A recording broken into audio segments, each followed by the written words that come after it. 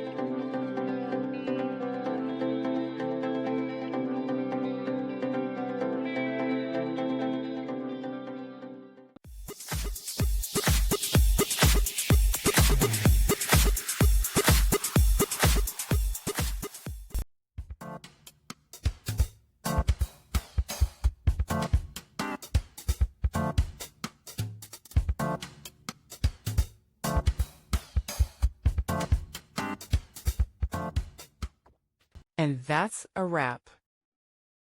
I hope you found the answer you were looking for. If you did, take a second to hit that subscribe button. It really helps out.